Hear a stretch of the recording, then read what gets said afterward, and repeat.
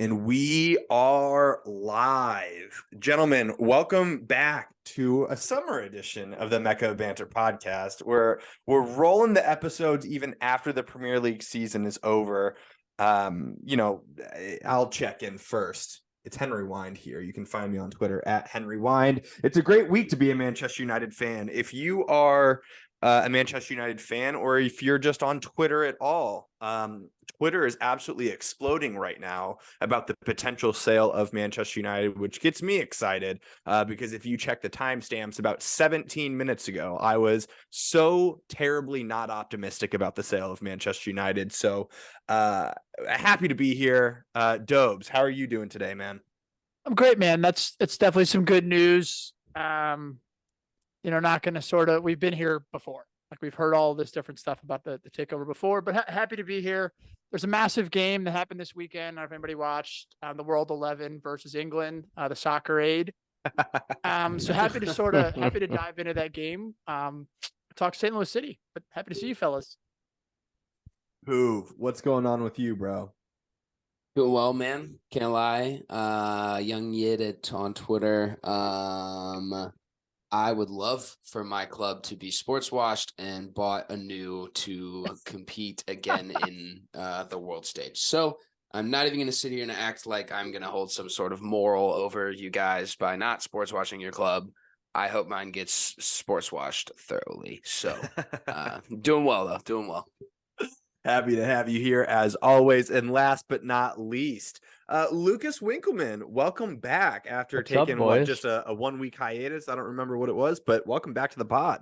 Yeah, thanks, boys. I'm stoked to be here. I was sad to miss the Premier League season recap last week. Maybe we can fit in a little tidbit about my club this week. But more than anything, I'm super sad that you and I, Hen, didn't get to watch the Champions League final on Saturday live with all the boys. We were working. Unfortunately, getting updates from you guys during the game was awesome, but it definitely was hurting us a little bit mid job to be relying on text from you guys and trying to decipher exactly what was going on. So was good to rewatch the game and the highlights and everything, but excited to dive into it and everything else we have cooking. Well, we were working. We were shooting a wedding, and it was funny. The bride and the groom both played Division I soccer down in Florida. Their families are super big soccer people. So I mean, literally during the ceremony, people didn't have their phones out, whatever. But I'm talking the moment the ceremony ended, the groom came barreling down to Lucas and me and said, "What's the score of the game? What's going on? Where are we? Yeah, what's going on?" It was right when Lukaku missed that big sitter. But we're gonna dive straight into Henry. Before we do that, one other thing about that. So when we split up and you went to go photograph the bride and bridesmaids, I went to the groom's getting ready room area, and they had the Champions League pregame on a TV in there. And so I'm trying to record the groom opening up the pre-wedding gift, reading the letter, doing all this, and all his boys are in the next room huddled around the TV watching the pregame analysis and the announcers and everything. It was great. It's the world's game. That's why we love this sport, bro. Yeah, it's why we love this sport. The fellas love Kate Abdo. Let's not lie. You can't miss the show. That's the only reason why they're watching. They don't have she signed 4 more years, right? 4 more years. 4 more years. Hey, God bless her. We're Americans too, so it's not a reasonable explanation to not tell your wife that we can have the wedding on June 2nd was because of the Champions League. She'd be like, "What? What do you mean?" He's a Chelsea fan. He knew that he wasn't going to be in the final, so he didn't really care about when they were booking it. So with that being said, let's dive into the Champions League final game. We talked about the preview about a week ago. We had Manchester City against Inter Milan. All of us expected a Manchester City win, but the game was a little bit closer than maybe what we had expected. Gentlemen, Dobes and Hoove, I'll let you all kick it off. What do you think of the game, and what was the overall thoughts? So, before I'll start with the game, and then we can have sort of a separate conversation about legacy, what this means. Let's sort of talk about the game first. So about an hour before the game, when the lineups were released, I texted Butch and I said, "Did Pep overthink it?" And he said, "Absolutely not." And so the first 10 sort of 15 minutes go by. City didn't necessarily get rolling yet. 25 minutes still the entire time. I think Inter's the better team. Yes, City had sort of like one or two half chances early on in that game. Nothing sort of like concrete. And I thought that Inter came out and the game plan was absolutely spot on. Yeah. What I mean by that is I don't necessarily mean that like Inter was creating chance after chance themselves, but they had clearly took Man City off of their rhythm. They added an extra man in the midfield, like sort of watching their back three transition into a back four and sort of eliminate Holland being able to take any of the center backs in, having a CDM sort of slide over. Like City was just rattled. And to me, I think that arguably, I do think there's an argument like that could be potentially the best right back in English history, who's been the most consistent player, who's been such an integral part to how they play. Like leaving Kyle Walker out, it paid off for them in the end by winning, but I definitely think that it was a major sort of key to them not hitting that rhythm, not being able to get forward as much because we see just how important he is. Now, with that being said, City was never really like challenged too much, to where Inter couldn't get too much going forward. Like Dzeko was sort of non-existent. Laturo had a few sort of half chances, a couple where I think he should have passed where he shot. And truthfully, it just came down to sort of that one like defining moment of Rodri with a beautiful sort of curler around two Inter defenders. I thought the game overall was it like sort of like a neutral, like soccer nut, like heaven. Like it was two very tactical teams trying to figure each other out. City couldn't break them down. Holland was absolutely non-existent, which just sort of shows how good this City team is. So you got to just sort of tip your hats to them completing the treble, because I do think that even though they weren't great, like in that game, they've been the best team in the world for the last 3 or 4 months. Like you can't sit here and say they don't deserve to win, because they have. At the end of the day, they didn't look pretty, but they got it done. Yeah, your point about the game plan for sure. They even mentioned it on the commentary. Like Inter definitely wasn't at their sharpest, but you could tell that they were playing the game that they wanted to play.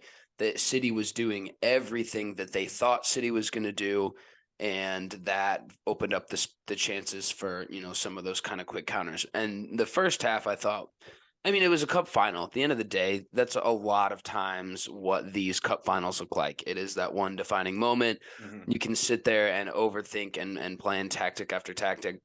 But if no one's willing to stretch themselves enough to give up a goal, then, it's difficult to see too many of them. So, Rodri is class. I think that what is what it is. He had a great finish. But yeah, it was wild not seeing, Inter tuck one of the chances that they had. Mm-hmm. They had enough. Lukaku. How can you? I actually feel bad for him. I'm not even going to lie. I feel bad for him because the way he fell out in the World Cup with Belgium. Yes. And then to turn around on the next biggest stage and do almost the exact same thing. Like he just had to not head it at the keeper or not, miss. Get in the way. Get in the way. He did it 5 to 6 specific examples I remember in their World Cup where they lost. I don't even remember who they played. And he did it again. So like at that point, I was like, what else do you do? He's doing almost everything right except the final product. Like he's getting in great spaces. He links up with Lautaro really, really well and creates for himself and is a big man in the box on corners, and he gets to the balls. They just don't go in the net. Like I feel bad for him. I think he's going to be fine. I've heard he said he wants to stay at Inter. We'll see how that's just going to be a whole nother shit show, drama, saga, shit show for everybody involved. But I at the end of the day, I bet on Man City, so I pulled away with like $30 or something. But would have loved to 31. Would have loved to see Inter at least tie it. That game was begging for extra time, and would have loved to see that. But we all called it. We all said it. We were like, there's just no way where they lose. And I there think- was, but it I wasn't. It think didn't happen. the guy we have to mention, and we texted about him like basically the entire game, is John fucking Stones. Yeah. Bro. Because Rodri wasn't man of the match, or excuse me, Stones wasn't man of the match. Rodri was, and I get it because he scored the big goal. But John Stones was a fucking baller. Like I'm talking about, Revelation. he was on a field with like arguably like two of the, or if not the three of the best center midfielders on the entire planet, and he was better than both of them. Like he was Mhm. 100% better than both of them. I don't know if you guys have seen that sort of like cool little TikTok from like 4 or 5 years ago when Stones joined Yeah. City, and the press was sort of giving Pep shit about him, and Pep just looks at him. He was like, John Stones has more balls than every single person in this entire room.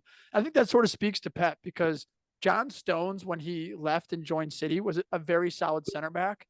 But now he's like turning, he's cutting, he's going one-on-one with players. He had the most take-ons completed in the Champions League final. John fucking Stones. He was getting out of the most absurd spaces. Bro. Insane. By himself, there'd be a triangle of inner players around him. He'd feint one way, roll a ball backwards, be out of it, no problem, find a pass out. That one where he was dribbling up the line and beat like 3 guys. Who is this Englishman? Like, Like I that. think He's the there's- only one in that game who completed 100% of his dribble attempts. insane. And the last person to do that was Lionel Messi in 2015 against Juventus. Yikes. I think there's an argument, genuinely. This isn't recency bias. Like John Stones is top 10 players in the world, like easy, in my Oof. opinion. Yeah, Like- I mean that it's a good shout. I mean I remember when he left Everton and he did come to City. Everyone was talking about how he's a center back that can also play center midfield, but like at that time that really hadn't been a thing. Then he fell off the face of the earth for like 3 years, and like now we're finally seeing like that potential, come alive. Watching this replay back, watching the game back, and then watching the highlights as well. I don't know how Inter didn't score it in the last 10 minutes. I mean, they had every chance that there was. But also, Hoover, you said it earlier, but like Lautaro Martinez like should have passed the ball a couple of more times, should have, done a couple of things different. And these Champions League finals, they come down to moments, like you can think back to big moments, or even just like World Cup finals, Iniesta scoring in the World Cup final, 1-0 game where it's back and forth the entire game. Yeah.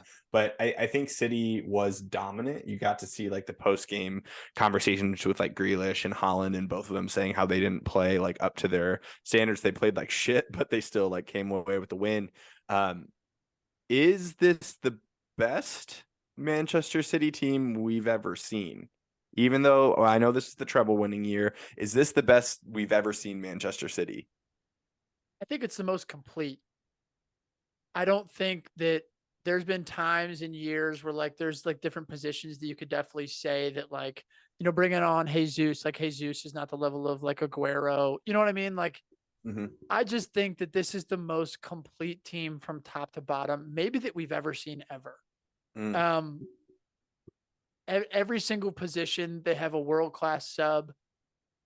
Like you know what I mean? And not just world-class subs, but like some of these players are the best in their world at their position.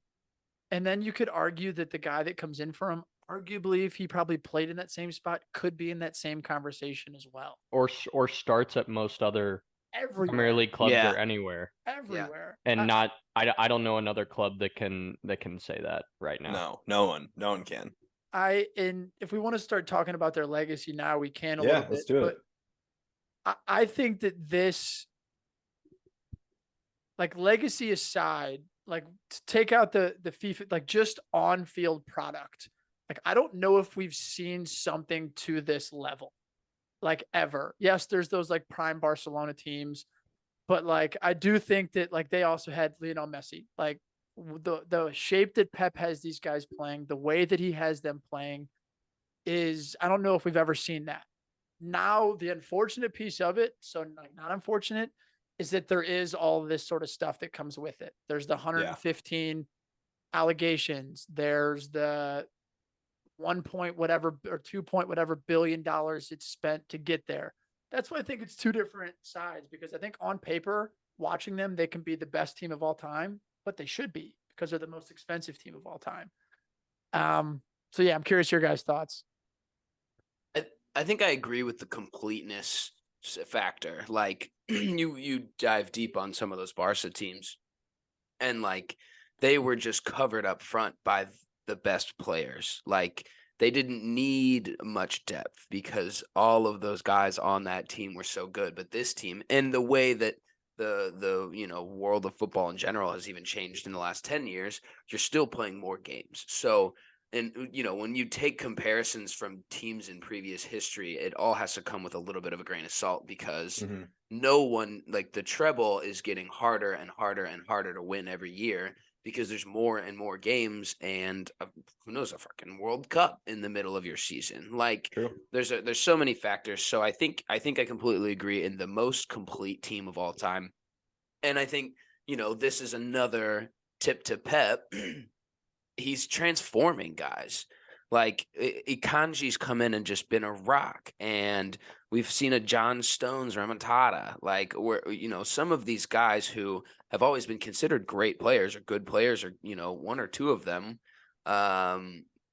like they're getting better. Everyone's getting better. The team plays the same way, not necessarily the same way, but the team plays with each other.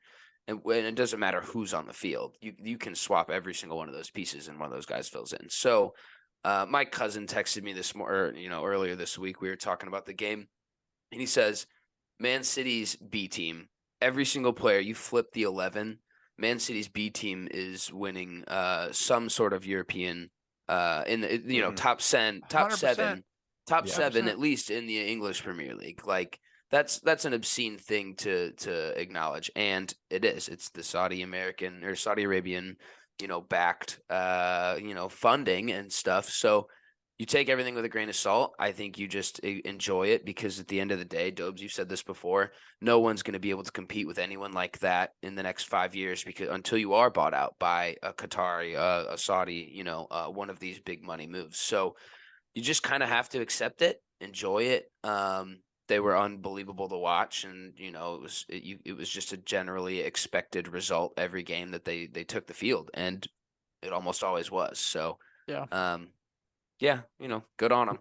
I think the legacy thing is a little bit interesting, though. Like, not to throw shade, but Dobes, your background is of the Manchester City celebration, if you want to throw Hey, celebration in I quotations. saw some tweets that may have been I've seen some pretty crazy scenes from Manchester. So credit. I just feel like Pep is our generation Sir Alex. I think that he's the best coach that is actively coaching right now. Whether he's better than Sir Alex, we'll never be able to go toe to toe. But I think that also we're he came to City in like 2016, something like that, somewhere in there. We're 7 years into Pep's Manchester City project, just now winning the Champions League. We're so many years into this. Obviously with United, we need a lot of guys to replace our squad. City adds like 1 or 2 guys every season that are top class. So we're seeing like 6-7 years into this project where they have that B team that could beat any one of our A teams. Like, we're seeing that. I don't know if the legacy thing, something tells me that like 10 years down the line, I don't think that this treble is going to be like standing the test of time. And maybe that's like a terrible take, and maybe I will eat my words in 10 years time. I just feel like between the fan base, between everything that it's taken to like get to this stage, I just don't think that it's going to be like as significant as it could be, or maybe as it should be. I don't know if it's going to stand in the legacy side of things. I think it's just that, like, sort of, it's so weird because if you look at like people like comparing the 2 English trebles, because there's been 2 of them, but then you look at like Spain, there's been a ton of them. Like, Bundesliga, there's been a ton of them.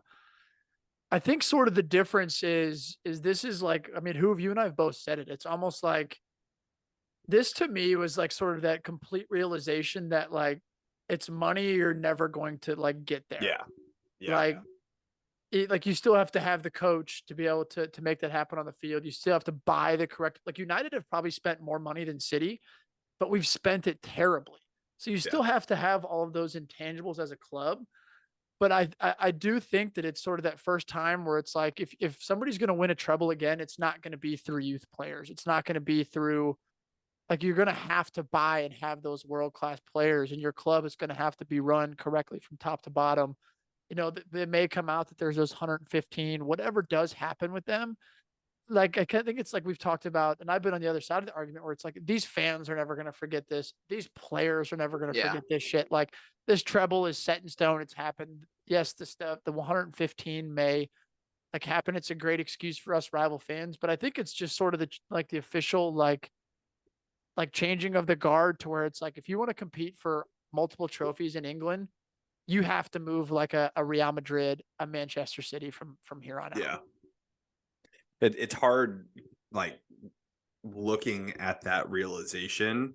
And I mean, for Lucas and Hoover, I don't want to speak for the both of you, but like you two aren't run that way and potentially aren't going to be run that way any time near. Obviously, Levy is who he is, and Arsenal has like their own, ideology of how they want to do that. Now with United potentially being bought by Qatar here soon, that does give me at least a little bit of hope. But again, I think that it's going to take several years before we're back into that. Dude, So, years, a new stadium, a new training ground. Like fair point to all of that of like they're a meeting all the decade. They're a intangibles. Yeah. decade ahead of us. What a in day! And they're terms of- still going What to a get day better. that's going to be! What a day that's going to be too when you guys move out of Old Trafford and Crazy. into a new stadium. Yeah, that'd be wild. Be nutty. Now, obviously, coming off the heels of the Champions League that also had a World Cup in the middle of this season, where does that leave you three with the Ballon d'Or? There's probably two like major shout outs for the Ballon d'Or. There's Haaland and there's Messi. Probably. I don't know if there's really an argument for many other people in that. Like, I think there's people that'll take the podium, obviously, but like I don't know if there's anyone else that really is the front runner other than those two. Where does this leave you now? With the GOAT. Yeah. I mean, it's just the guy scored 50 goals or whatever it was.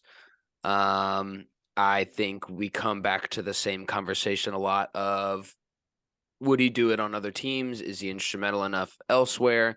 I do think him not playing in the World Cup is not a slight against him, but I think that, has to play a role in the standings and votes with the Ballon d'Or too. And the other guy that he's going against won it in spectacular fashion and had a incredible season with his club, at which underperformed and was really like a pretty toxic and negative atmosphere and environment. So yeah, we're looking at the guy who scored 20 goals and had 20 assists and a World Cup, or no, yeah, like, or the guy who barely showed up to the semifinal and final of the Champions League, but did score 50 goals in the process. Like, you weigh those out to me every other year that, Lionel Messi's not alive, Haaland wins this, but there's just levels, right? There's a ton of players that can sit there and say that. I who have hit all the points. To me, I've said it before, like, there'll never be just the eye test. There'll never be a single time where I can sit there and watch both the two players play and say that Haaland is a better soccer player than Lionel Messi, like ever. Then you add the 20 and 20, then you add the World Cup, then you add the league title. Like who said it right? Like any other year, Haaland wins, but like Messi proved this year that he's still the GOAT. He's going to get his sixth and going to be presenting it at Miami in August, which will be fucking wild. Insane. We're going down. We're going down for the presentation. Should we? The Inter Miami faithful, the team that's been with them for years. Six grand for tickets or something. Yeah, ridiculous.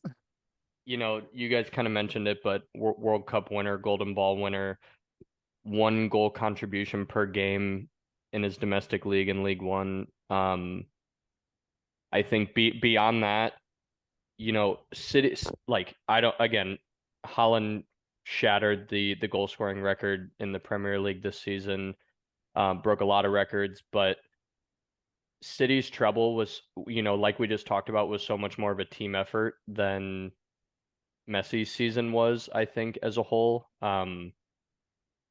We talked about, would other players have scored that many goals being in Haaland's position? Probably not quite as many. But it definitely made it a lot easier, him having the guys that he did have feeding him balls to the back post or sending him through balls. I think that I think that Messi also came up more clutch in crucial games I think this so year too. especially in Yeah. the World Cup. We've talked about it in a handful of big games for Manchester City where Haaland, and this is what goes back to us talking about how he's not yet a complete striker in comparison to some of the other guys, Harry Kane, other guys that we've talked about on the podcast before. I think there's no doubt he'll win at least one in the future, but this season, Dobes, like you just said, from a complete player, complete striker perspective, I don't think it's as tough of an argument as some people are making it out to be. It's okay though, because Holland pulled defenders out of position, which is the main job of a striker. It's tough. Right? The classic I Timo Werner. will say towards the end of the season, we started to see him develop his hold up play a lot better than he did the first 3/4 of the season. So I think that we're starting to see glimpses of him, training towards becoming a more complete striker, not as one dimensional. But as far as the season as a whole, I think Messi is going to be one of the easiest bets across all of soccer this past year. Yeah. Fair. Well, transitioning, gentlemen, outside of Europe and into the homeland of St. Louis City SC. Disappointing game over the weekend, if I do say so myself. A 1-1 tie against the LA Galaxy, who are absolute buns, by the way. They are not a good team. And we dropped points. This game had us feeling a lot of different ways. Thoughts, feels. Giacchini is class. What a goal. What a goal. Yeah, that goal was ridiculous. Are you kidding me? That was, goal of the season contender. I think that's the most impressive goal we've scored this season as a team. Yeah. I'm still kind of beating the drum that Lowen's free kick was kind of a fluke and poor goalkeeping, but that's a worldie, 35 yards. No, that was an insane finish, and I was on the end that he scored it directly in line with the goal, and I knew exactly what he was about to try and do. Like, that ball bounced in front of him. It was low. I knew exactly what he was about to try and do. And the balls to try that. Yeah, dude. the ball, it was wet, bro. It was raining. That was not lucky. That was purely intentional. He 100% intended to do that. I thought that was a great finish. That was so fun. We were losing our minds. Like, it was so much more fun in the stadium when they score in front of you, dude. Like, unbelievable. But so overall as a whole, you don't want to sit on one guy and say that he was the reason. And it's a full game of football. There's a lot of moments that happen. Other chances could have been taken, i.e. Indy Vasilev, who went on an asinine run and then just decided to kick the ball at the keeper's chest. Yeah. But Jake Nerwinski got caught. Nerwinski, bro.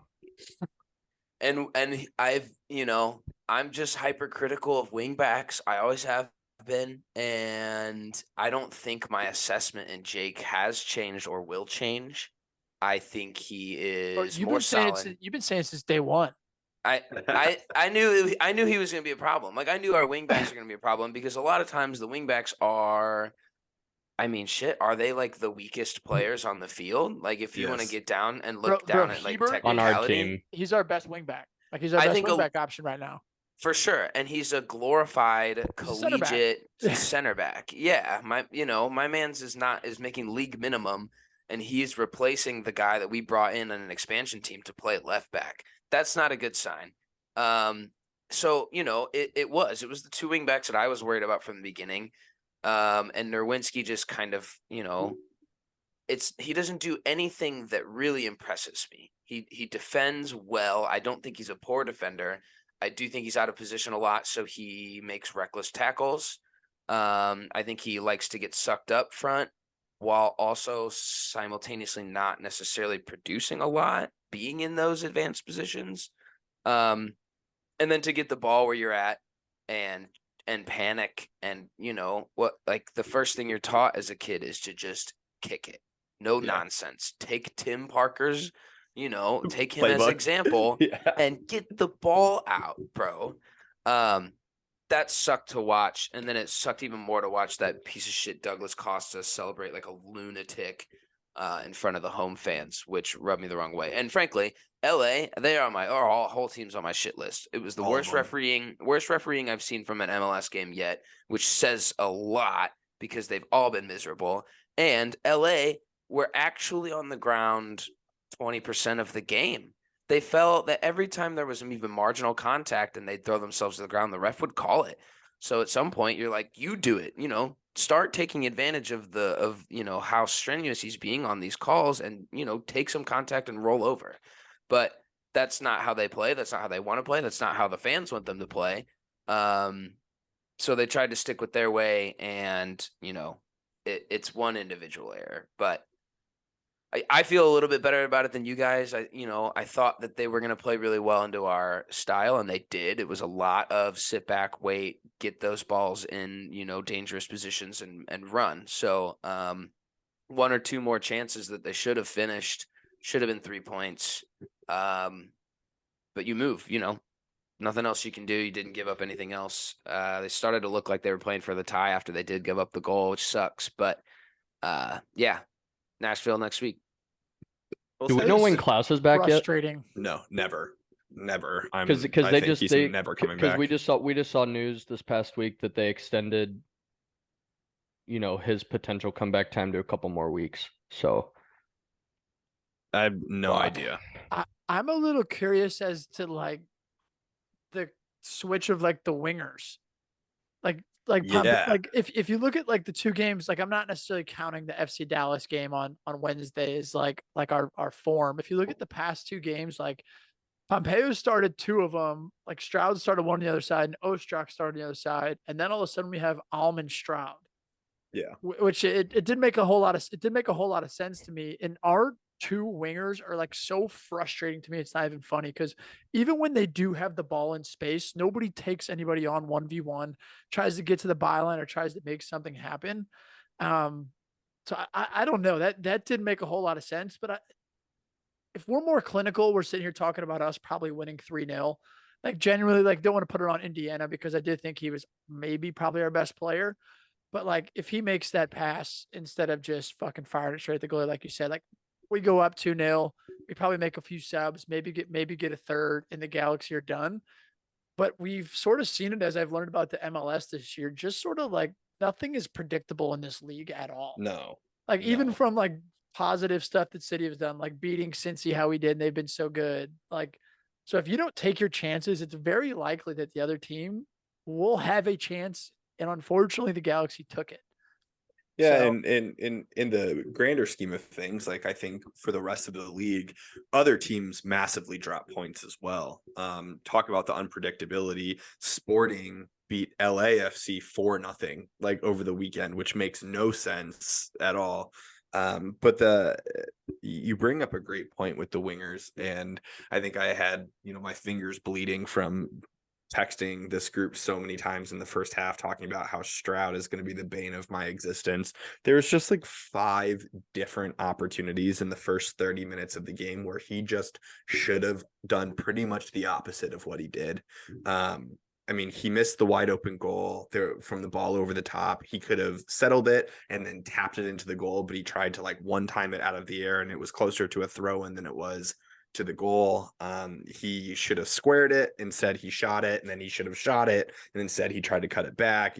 It just seems like he sometimes just makes up his mind before the play happens, and then regardless of what the defense does, he just does the thing that he was committed to doing, which can't be how you do that. That's not what it is. And to be fair, like the guy just wasn't really in the game at all. The first half he had no opportunities, second half no opportunities, but it like goes to show that LA just kind of they stopped the momentum of play with all of these touch fouls. Like it reminded me of watching like an NBA game when guys like touch your wrist and it's like a foul.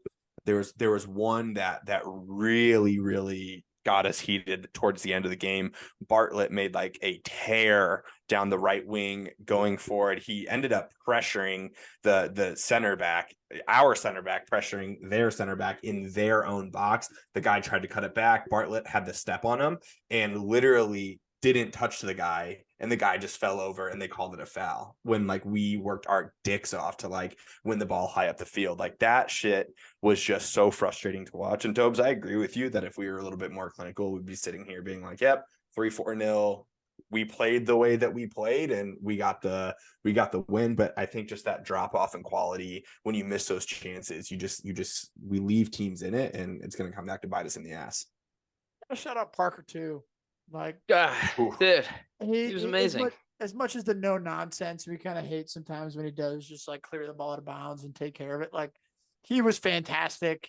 On the goal, it's kind of like that miscommunication where it's like, is the left back going to pick him up or is Parker going to pick him up? And he kind of falls in between them.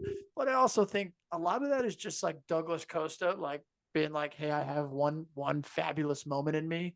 Mm-hmm. And like, I'm going to whip in this ball more so than it was like mismarking. But like both Hebert and Parker were both great in my opinion as well. They were great. Parker, more and more, I am seeing so many Tim Ream-esque moments to where his positioning is flawless. Yeah. He is not fast. He is not going to beat any of the players on the pitch in a 1v1 race, but he finds himself doing just enough physically to either set these guys off, get in front, or he takes up these runs that he knows where the ball is going to be next.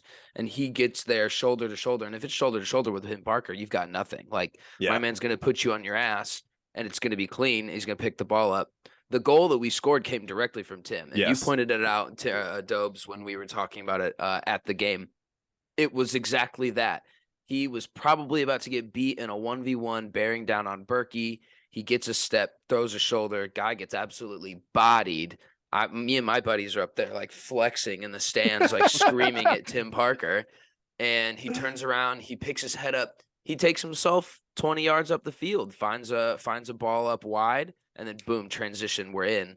That was spectacular. And that's like what you dream of as a center back, is to be the catalyst into the goal. You're not going to score a ton. So, and you can see it. He and Berkey and Hebert and Bartlett, I don't know about Jake as much, but they all get gassed up when they make some big time stops, and they love it. They love defending, and Berkey wants his clean sheets. So it's super encouraging to see that, and I am ecstatic to watch Nilsson slide in for Bartlett here once he gets healthy. He had his first training session with the squad last week. I guess he was in 20 minutes or so of a scrimmage. So I'm hoping that we've got a Rolls Royce just sitting in the garage right now, and he's going to come out and look fantastic next to Mr. No Nonsense. So we've got high hopes. The Klaus thing sucks. Mm-hmm. What did we do wrong? Was that a training staff thing? Was that a medical issue to where they let him go too early and he strained it again? That's a bummer. Whenever you see guys get ticked back further and further on an injury without having actually played to re-aggravate it, there's something happened. Like, I do think the positive is that like we went through that little blip for like, was it 2 weeks? Like, right, we lost him, where it was like we looked like shit. Like, we've sort of figured it out a little bit. Like, we definitely shouldn't have lost to FC Dallas. We just looked like 2 bad mistakes. Definitely should have had 3 points. So I think there is some positive that like we are putting on ourselves and chances to win games. Now it's just coming down to like sort of executing until we do get him back. And then he adds that like just extra element that makes us even better. Yeah. So the transfer window for the MLS opens up on July 5th. I wish we knew the MLS like we know Europe, and we'd be able to say, yep, here's a left back, here's a right back that we should be bringing into the lineup. But I don't know anything like that. But I have to think that we are looking at wing backs as where to bolster this squad. yeah, I mean, where else? Another striker maybe, and you don't Bobby have to Firmino. Bobby, Mbappe's free. Mbappe's ready. Yeah, he's ready. What better place to come than St. Louis? Join your buddy Messi in the league. Neymar might come too. Who knows? Would be Yeah. so lit. I would love to see a sort of attacking wing back, Mhm. because I think that gives us a little bit of a different dimension. Like I keep thinking like we could play three at the back, but we don't have those guys that can play wide that are Mhm. good enough at getting forward, I think, are Yeah. good enough both ways. So like somewhat of like an attacking wing back that's defensively sound, and then somewhere between like a 9-10 / like winger hybrid. I think we almost need another like Giacchini, somebody else. Yeah, that we can need sort of- another attacker. Somebody Yeah. else that can do that role, can be dynamic. He can play out wide if you need him to. He can play as a 9, plays a 10.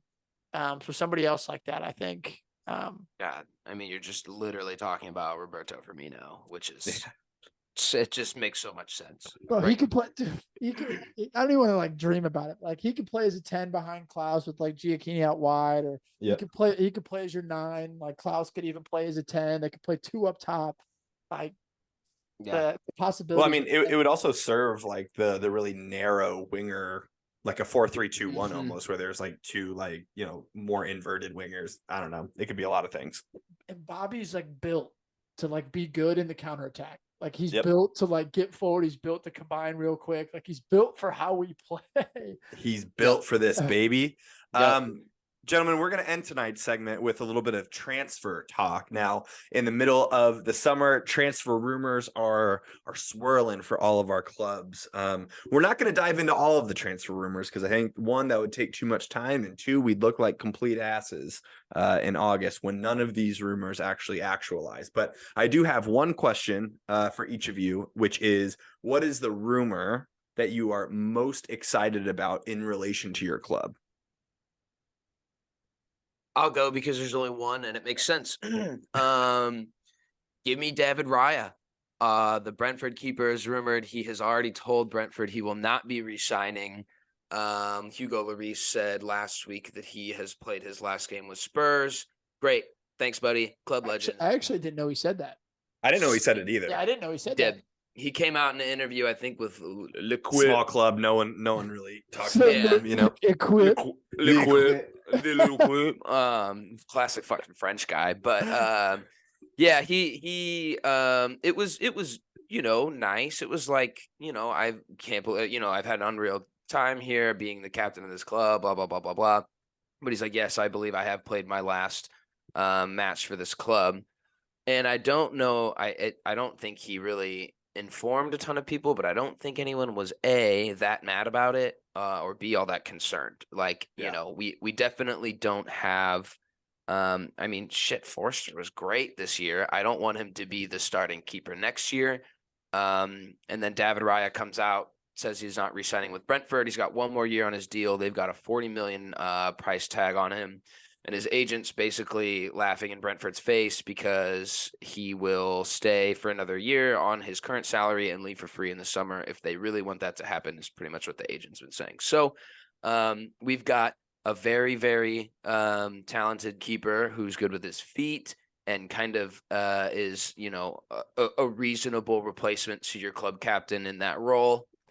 I say you do it, pay the price tag, get it done. If Ange wants him, great. It's the only real transfer rumor that I have right now that I'm even remotely excited about because everything else I've heard has been miserable. So something that makes sense for the club. And in classic Spurs fashion, if it makes sense, they probably won't do it. And we will not have David Raya at the club. But yeah, I think that's a good signing. I would love to see it. Who knows?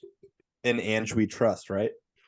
Yeah, I still don't know how to say his last name. So You'll get there, baby. You'll one get of these there. days. Yep. Dobes, what about you, man? What are you excited about on the United front? I'm like really not trying to do recency bias right now. Like it's like literally as we're sitting here, I'm like refreshing my Twitter timeline. Yeah. I'm gonna do 2. I'm gonna do a realistic one, and then I'm gonna do one that depends on something else. Rumor Mbappe. If your club spot. Yeah. Rumor Mbappe. Rumor. Best rumor I've ever read is Kylian Mbappe. Will it happen? I doubt it, but it's not a coincidence that directly as the moment, like within a few moments that There's rumors that a Qatar bid has been accepted. Now Mbappe doesn't want to come back to PSG. So yeah. Take that with a grain of salt. Now I think the one that I'm excited about that sort of just started to come over the last 2 days, and I don't think you're going to be, or you're going to think this one. It's Onana. Yeah. As our goalie. So we've been linked with him over the past couple of days. De Gea hasn't signed a new contract. There was rumors that he was close to signing it a few months ago. Now it looks that once we finally got to the summer, that Ten Hag has sort of made that decision. He also has to sit there and watch these goalies and be like Onana was arguably like Inter's best player. Dude, Like he was really not, good. not Yeah. just because he was making saves, but because of how good he was in distribution for them. It's insane. And so I think he more so than we're looking at Costa, of course. But I do think that just he's a cheaper, absolutely phenomenal option that Ten Hag has had before. So definitely I think he's one I'm most excited. I couldn't say Mount, could I? Do it. You won't. No. You won't say it. Oh, You no, can't You say won't it. say it. Onana. Nick will come back on this pod and Oh, world class have Mason Mount. You said world class. Well, I love it. Project Mbappe is on, baby. Lucas. Dare to dream. Declan Rice for me. I feel like it's not that much of a rumor because he's so damn close to it being official. But I've seen 100 mil plus. I've seen 90 mil plus add-ons. I've seen 92 mil plus add-ons. So who knows exactly what that fee is going to look like. But I am stoked to have him in that beautiful home kit next year. He's gonna transform our midfield, and I know that we've all talked about him the last several years of how much we like seeing him play. So I apologize that you guys are gonna have to hate him moving forward, but Yeah. I'm so stoked to have him. And then beyond that, if we can finish this Caicedo bid as well and get that submitted, we'll see what happens. I also perusing Twitter earlier today and continually refreshing it too. Like Dobe said, supposedly we're front runners for Diaby right now too, which would be interesting. And all of this is good news to me because I think that squad depth is the name of the game for us, but not just signing backups. Signing starters is in terms of squad depth is big for me this summer. So Rice and Caicedo primarily. Saliba just inked a new 4-year deal. Supposedly United and Bayern were the two teams also interested in him, but happily turned those down to sign 4 more years with us. And honestly, I think that might be our biggest signing this summer is re-signing him. But I do think Declan Rice, as much as I hate it, I do think it's kind of inevitable. Yeah. I don't know why. That'd be the worst. Yeah, I don't know why he wants to do that, but I do think it's inevitable. Which would be a fantastic it'd be a fantastic signing. He's everything you want in a player and more. Yeah. In terms of attitude off the field, everything you kind of want. He'd be a fantastic. Yeah, signing. we saw the videos of him celebrating with West Ham after the Conference League trophy, and legendary. He just looked legendary. like you can just tell he's such a good guy on top of all that. And I know he loves his English boys, Ramsdale, Saka, all those guys too. So I think it'll be what an upgrade from Thomas Partey. Just the complete opposite moral human being. I wasn't even going to say anything. I was going to stay out of it. Unreal. Oh no, bring Unreal. it, dude. You said bring. I was going to it. say, he's like, yeah, he's going to revamp our whole midfield. I was like, yeah, because your current center midfielders are rapist. He's a rapist. My biggest rumor that I'm excited about, honestly, this might be a cop-out answer. It's Qatar. I think that I was talking to Bro, Dude, I think that you were Hoove and I negative, are bro. genuinely jealous of that. I know that Yeah. we're getting that 200 mil this summer, so maybe we don't need the oil money. But I know both of us. I would love to get Kroenke the fuck out of my club. Bro, Daniel- Kroenke literally tonight is gonna win like his third professional sports title in like the last year or 2 Yeah. years. He's chilling. So you know what? He's chilling. You know what next year is going to be then. Hopefully not. Dude, I saw that Spurs and Daniel Levy and the ownership board have spent $1 billion plus on infrastructure, training facilities, Yep. all of that stuff. Total net transfer amount since then, 30 mil we have spent on players, either with the incoming, outgoing of the net value. We have collectively spent That's 30 million, crazy, bro. via incomings, outgoings. So yeah, definitely would love like bring in the sheiks, bro. Bring in the sheiks. It said I'll that do it. whatever the owner of City went to the Champions League final. It was his first game in 13 years or whatever it was. I was like, Jesus, man, that's just so bad. But legitimately, the rumor that has me the most excited is Qatar, and the reason that I say that is this is the most positive that we've seen Twitter since we announced the sale a couple of months ago. It seems like things are happening. Dobes, breaking news over there. What's the word? I don't know what to believe, bro. We have the chairman of the Qatari Business Council just tweeted congratulations to Sheikh Jassim bin Hamid bin Jassim on his acquisition of Manchester United. Taken it with a grain of salt, but if it comes out it's true later, I'm taking off work tomorrow. Has Fabrizio tweeted it yet? That's what I'm saying. I'm refreshing It's not Fabrizio real. right now. I need the Ornstein tweet to hit. Yeah, give me the Ornstein. Athletic That's what I now. need. Now. But the reason why it's the most exciting thing for me is I was so negative this morning because, no rumor that we're even remotely linked to matters because we don't have an owner. And it's just going to further perpetuate the bullshit that's happening. I just think that if Qatar ends up buying the whole club, what's crazy, I was like reading today that if let's say they buy it right now, they say, yep, it's bought. This is funny to think about. You think of a Venmo, they have 3 days to transfer the funds. Yo, here's your Lucas, bill. yeah, you were talking about buying your house, Lucas, and when you saw all of that money leave your bank account, you were like, ugh. And can you imagine $6 billion leaving your bank account? It's nothing for these guys though, and they've been buying and selling businesses and supercars and Countries, mansions, islands, whatever you want to. So this is nothing. I texted Hen. The reason that I was so optimistic about Qatar is because these guys do this not to make money. They do it for prestige. Exactly. I texted Hen. I was like, they're not going to lose a bidding war to anybody. It's just they don't want that reputation. They don't want that to get out there because they, just like you see with Liv and stuff going on, Qatar wants this for the prestige of they own Manchester United and they're going to do everything they can to pump money into it. Yep. We'll see. Well, gentlemen, that concludes tonight's episode. We have Nashville at the weekend for St. Louis City. We'll see what happens with Manchester United on the sale. As always, follow us on all of the social media. If the sale goes through this week, I'm sure Connor Sindobri is going to make copious amounts of TikToks until he's blue in the face of describing his feelings. And I hope that Andy Hoover makes one too, describing his feelings about the ownership of Manchester United. So with that, fellas, good job tonight and cheers. Cheers, Cheers, fellas.